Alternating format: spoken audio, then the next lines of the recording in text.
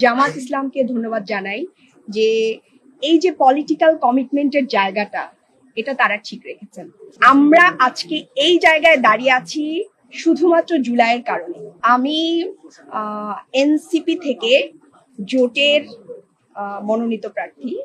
তো সেক্ষেত্রে আমি শুরুতে এনসিপির কে ধন্যবাদ জানাই, আমার দলের আহ্বায়ক এবং যারা এই সিদ্ধান্ত নিয়েছেন, সিদ্ধান্তের সাথে আছেন, তাদেরকেও ধন্যবাদ জানাই যে তারা আমাকে এই জন্য যোগ্য মনে করেছেন এবং তারা দল থেকে আমাকে মনোনয়ন দিয়েছেন। পাশাপাশি আমি জামাত ইসলামকে ধন্যবাদ জানাই যে এই যে পলিটিক্যাল কমিটমেন্টের জায়গাটা এটা তারা ঠিক রেখেছেন। একটা জোট আসলে একটা কমিটমেন্ট, সেটা দেশের স্বার্থে, জনগণের স্বার্থে আমরা একসাথে কাজ করব, এটাই আমাদের কমিটমেন্ট ছিল এবং জনকল্যাণের স্বার্থে। সেইখান থেকে দেখেন অনেক বড় বড় পার্টি আছে, তারাও জোট করেছেন, কিন্তু তারা কিন্তু তাদের পলিটিক্যাল কমিটমেন্ট বা জোটের প্রার্থীদেরকে, অনেক বেশি সিট থাকার পরেও তারা কিন্তু জোটের প্রার্থীদেরকে ওইভাবে সম্মান করেননি। তো এই জায়গা থেকে আমি বাংলাদেশ জামায়াত ইসলামকে ধন্যবাদ জানাই যে তারা তাদের পলিটিক্যাল কমিটমেন্টের জায়গা ঠিক রেখেছেন।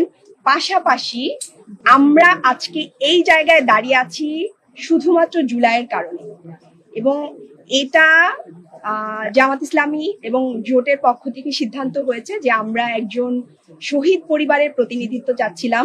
সেখান থেকে আমাদের সাথে শহীদ পরিবারের একজন প্রতিনিধি আছেন, একজন মা আছেন, শহীদ জাবিরের মা আছেন। এটাও অনেক বড় একটা বিষয়, যেই জুলাইয়ের উপর দাঁড়িয়ে আমরা আজকে এইখানে দাঁড়িয়ে আছি, সেই জুলাইয়ের একজন শহীদের মা আমাদের সাথে আছেন। এটা আমাদের জন্য অনেক বড় বিষয়।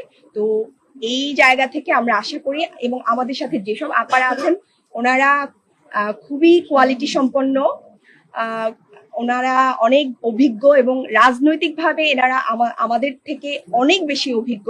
আমি আশা করি এই যে জোটের যে নারীদের পথ চলা, এটা খুবই সুন্দর হবে এবং আমরা নারীদের সামাজিক সুরক্ষা, নিরাপত্তা, স্বাস্থ্য, শিশু স্বাস্থ্য, তারপর এই যে আইন প্রণয়নের ক্ষেত্রে যে ভূমিকা রাখা দরকার, এগুলো আমরা ইনশাল্লাহ একসাথে জনকল্যাণ স্বার্থে আমরা করতে পারবো ইনশাল্লাহ।